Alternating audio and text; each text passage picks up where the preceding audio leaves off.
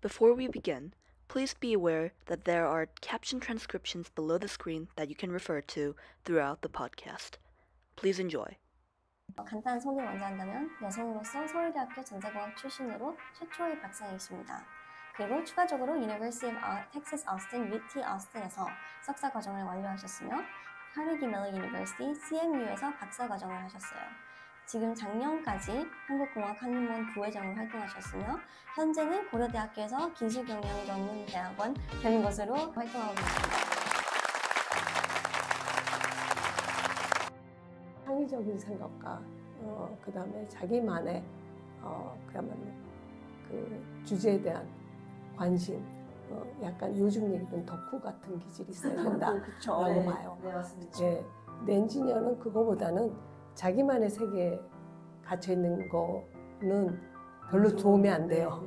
사회에서 요구하는 거를 이미 과학적인 사실과 그리고 우리 현상에서 관찰되는 거를 보고 거기에 브리칭해서 사람들한테 도움이 되고 세상에 도움되는 일들에 집중하고 거기에 대한 보상을 그 기업 활동이나 아니면은 뭐 국가에서 필요한 일들을 대신 해줌으로써 얻는 일에 대해서 만족을 느껴야 됩니다. 그렇죠. 그렇죠.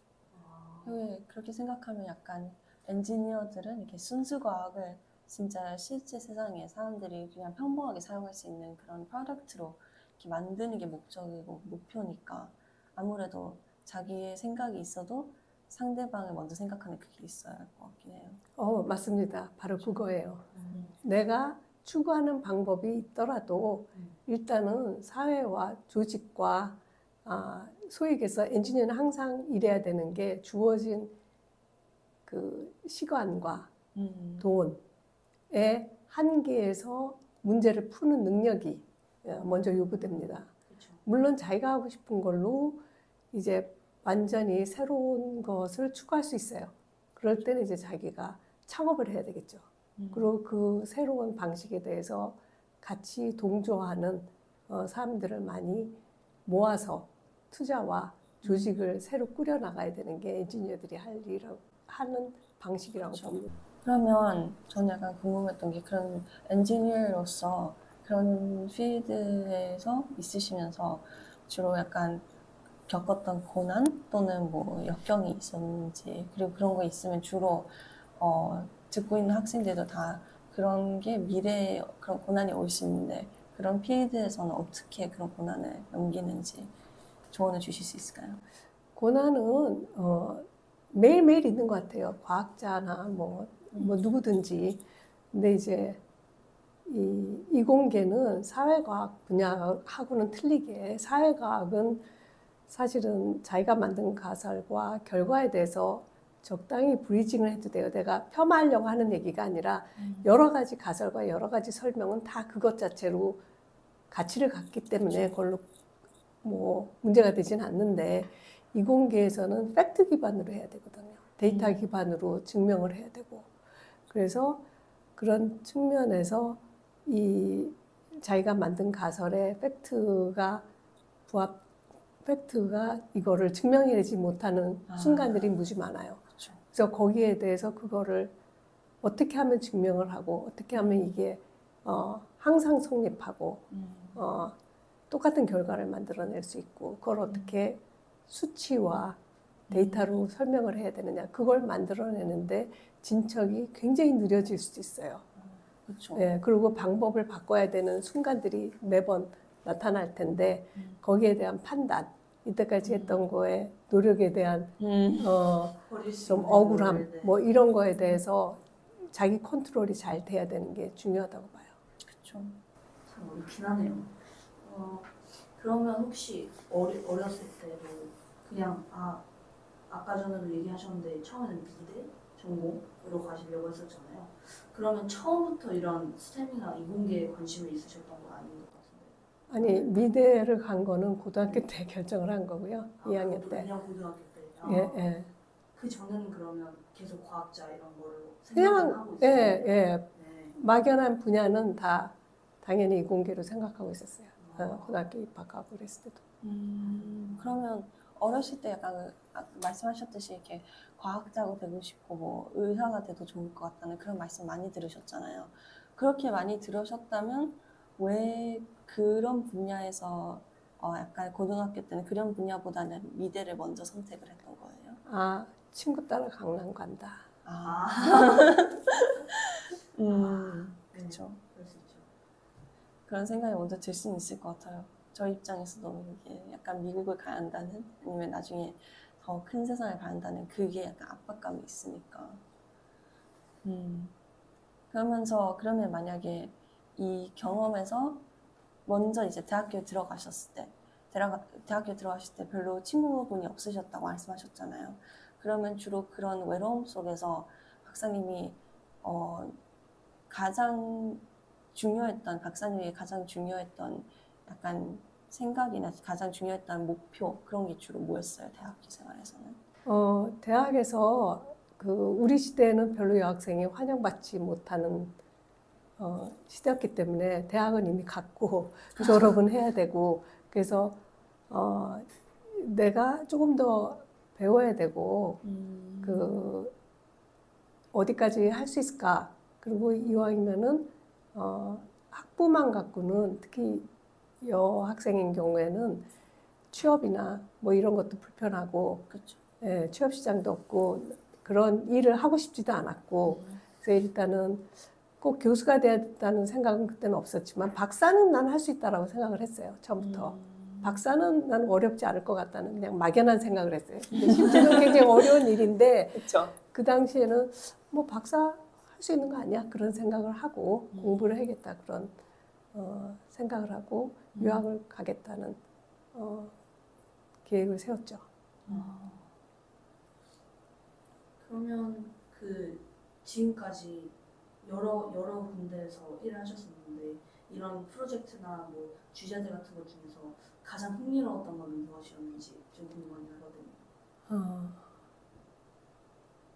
제가 한 군데 안 한 영역이 있어요.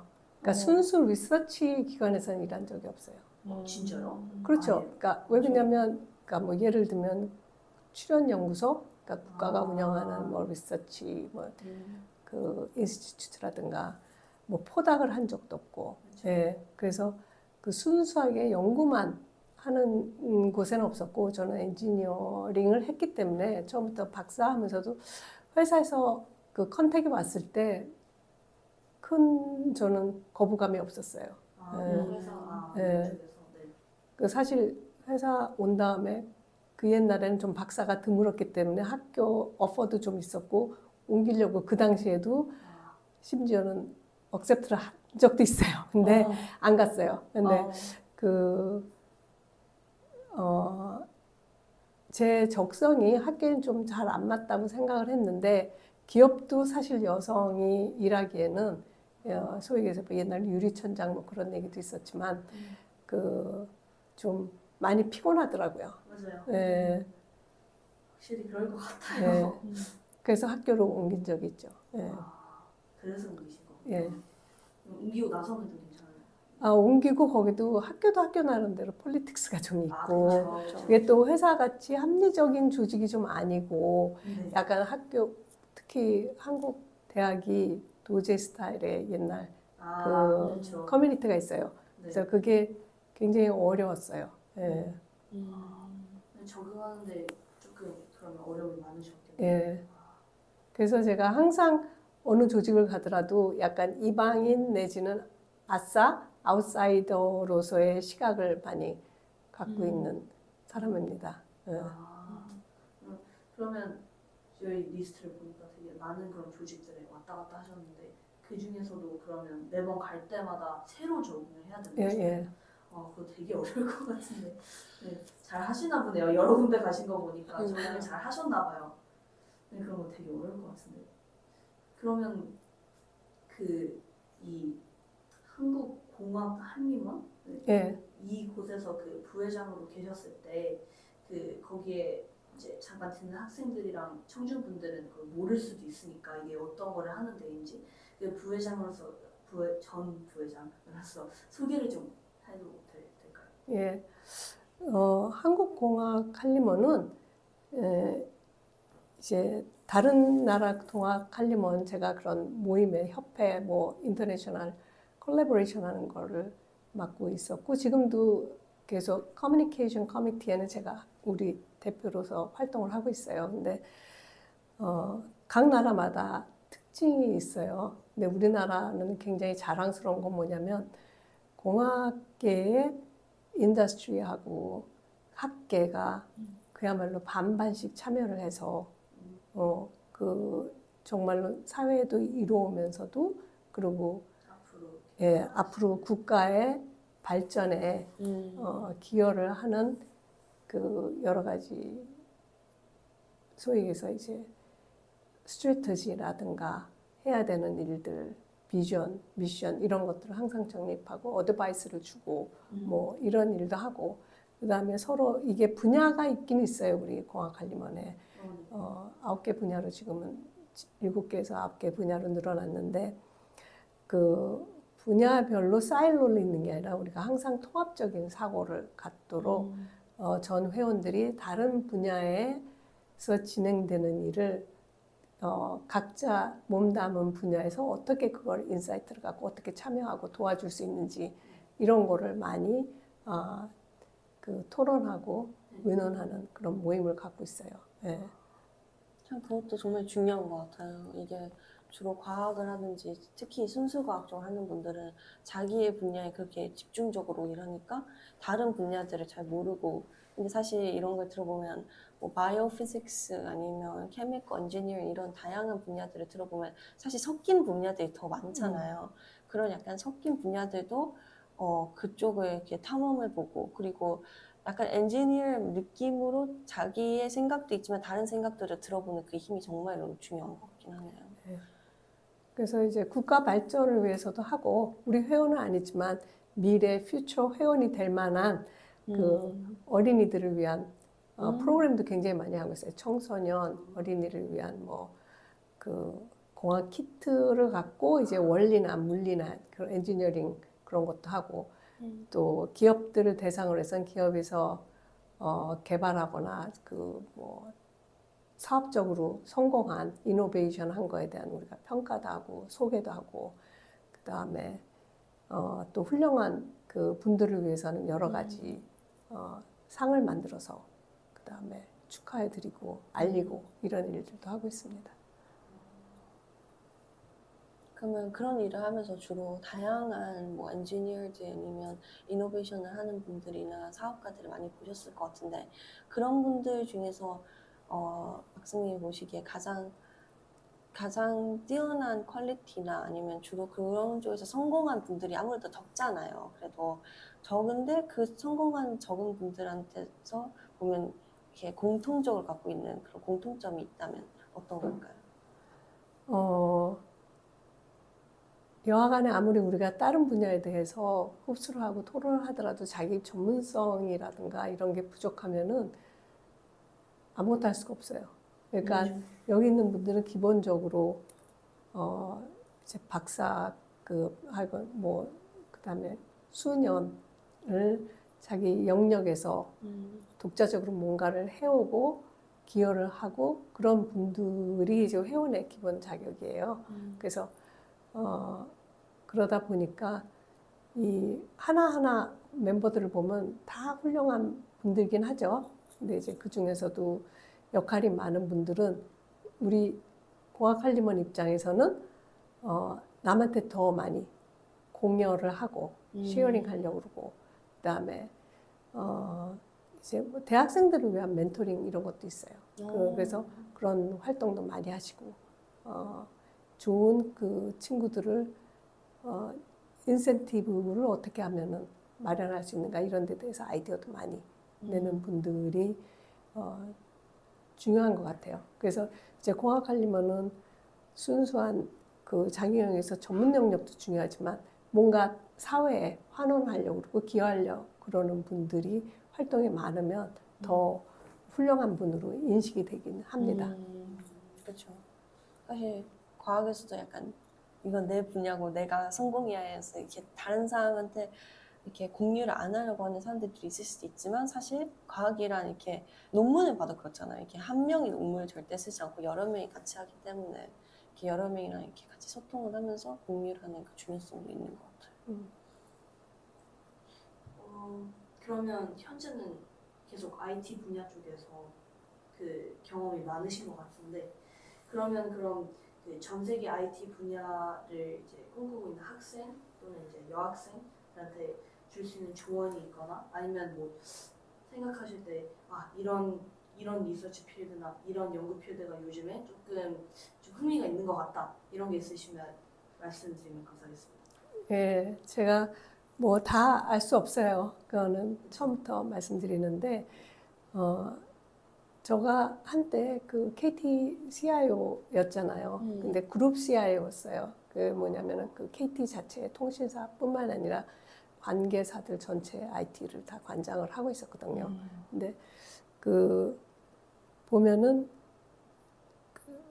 그때 뭐 여러 가지 사고도 있고 뭐 사연도 있고 회사가 그때 뭐 통합을 하면서 유무선 통합을 하면서 하는 일들도 많았는데 근데 이제 그나마 좀 기반을 만들었다 그런 건 보안에 대해서 좀 확실히 체계를 틀을 잡은 거는 있었어요. 근데 앞으로 유망한 게 여학생들한테 유망하다고 싶은 게 저는 보안 분야를 많이 하면 좋을 것 같다. 단순하게 코딩 보안에서 요즘 뭐 여러분들 많이 들어봤겠지만 사회공학적 뭐 이런 얘기가 많이 나오잖아요. 거기서 이제 여성의 힘이 좀 많이 발휘할 수 있을 것 같아요. 예. 그래서 멀티모달, 예. 그다음에 어떻게 사회적으로 그런 거를 트리거링 할 수 있는 그 방법들을 많이 찾아내는지 예. 그런 거에서 여학생들이 더 폭넓게 활동할 영역이 있는 것 같고 그 다음에 IT 분야라고 했기 때문에 그리고 여성 인력들이 보면은 IT 쪽에서 보면 기획 능력도 좋고 PM 능력이 좋아요. PM이랑 프로젝트 매니지먼트는 또 코딩하는 사람하고 좀 기질이 틀리거든요. 그래서 좀 여러 가지 관장하는 면에서는 여성이 그것도 전공 분야예요. PM만 하는 것도. 그래서 그런 쪽은 계속 잘 안 없어질 거다. 왜냐면은 그 오토메이션 하는 것들 AI로 많이 하지만은 그 PM은 결국 오토메이션 하더라도 사람을 쓸 수밖에 없거든요. 그럼 그 사람들을 매니징하고 거기에 이제 그 전반적인 프로젝트에 대한 그 인사이트를 취합하고 이런 거는 굉장히 아직까지는 복잡한 일이에요. 그런 면에서. 인간이 필요한. 네. 근데 물론 밑에 개발자보다는 PM이 더 많이 필요하지는 않겠죠. 네, 그렇지만 PM의 경력은 코딩하는 경력도 개발자도 수십 년 된 사람이 필요하지만 랭귀지 같은 게 워낙에 빨리 변하기 때문에 이게 사실은 컴퓨터 사이언스 하는 친구들이 제일 속상한 게 알고리즘이나 뭐 이런 파운데이션한 내용은 많이 급격하게 변하진 않아요. 맞아요. 그렇지만 어느 순간에 플랫폼이나 바뀌면 그거는 사실은 올드 날리지가 되는 게 순식간에 벌어질 수도 있다. 그러나 그 위에 뭐가 오더라도 그 전체 오케스트레이션하고 진행하고 이런 쪽에서는 그거는 좀 평생 직장 또는 직무로 가져갈 수 있는 분야일 것 같다. 예, 그런 거 관심을 가지면 좋을 것 같고. 근데 거기에는 이제 휴먼 매니지먼트 스킬도 당연히 필요한 거라서 예, 더욱이 여성들이 하기에 더 적절할 것 같다는 생각을 했습니다.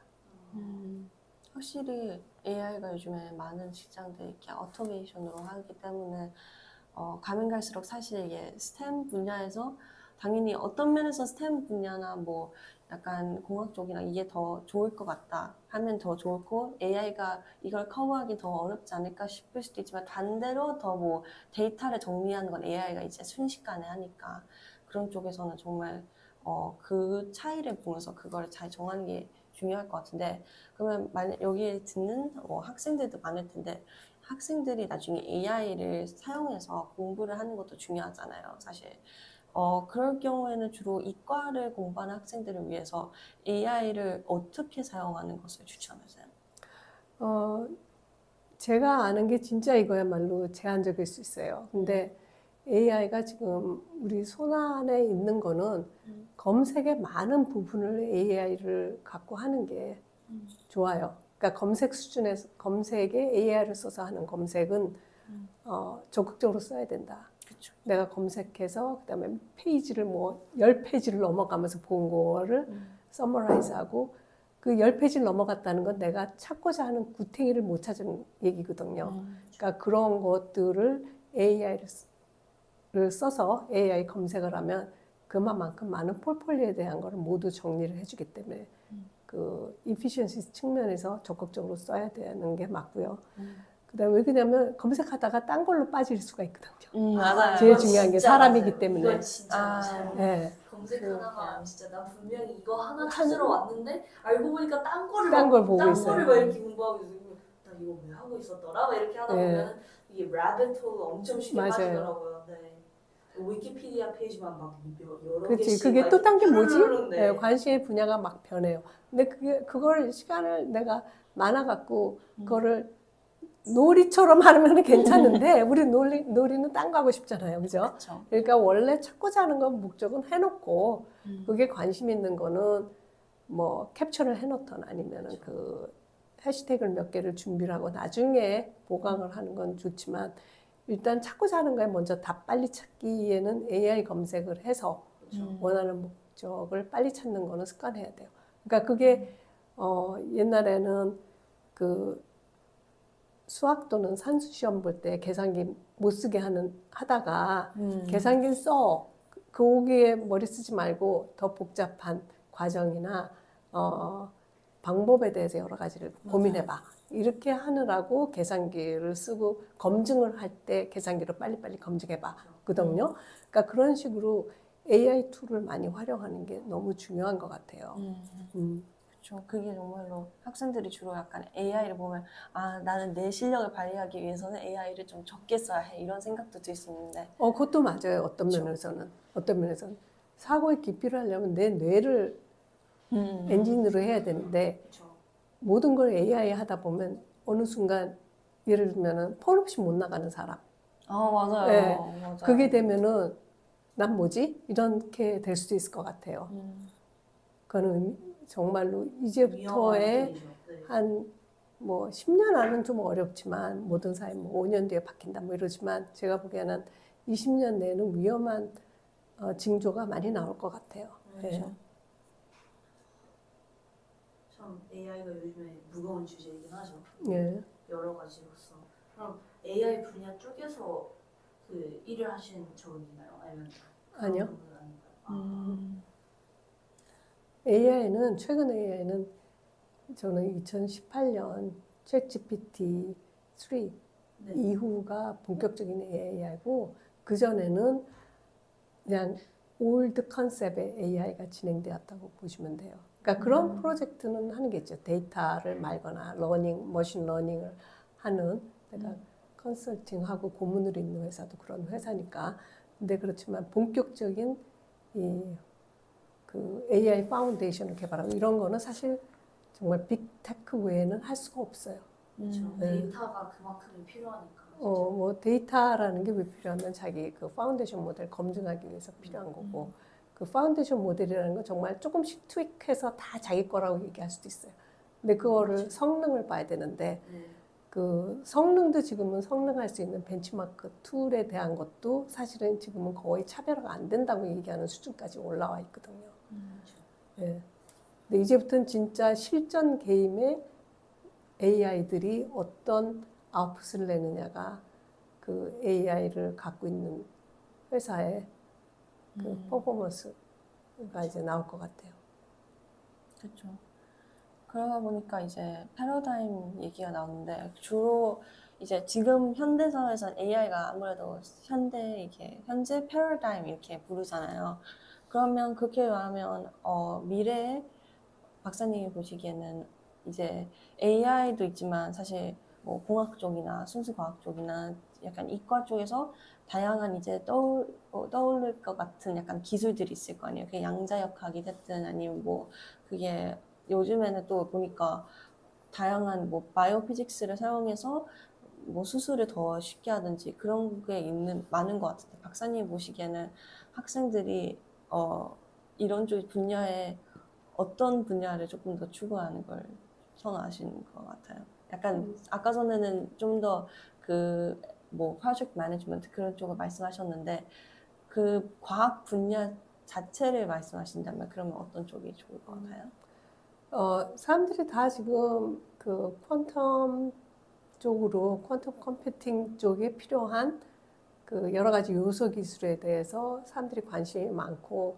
실제로 다양한 과제들이 진행되고 있어요. 근데 그래서 우리나라 대학들도 많이 그런 융합 IT나 아니면 피직스 디파트먼트나 뭐 WE에서 대부분은 그런 과목을 많이 전공과 페이퍼를 많이 내고 있는데 거기 분야에 보면 뭐 그야말로 이제 인크립션이나 뭐 이런 쪽 분야부터 그 컴퓨팅 퀀텀 컴퓨터를 만드는 것까지 이제 여러 가지 다양한 분야가 있어요.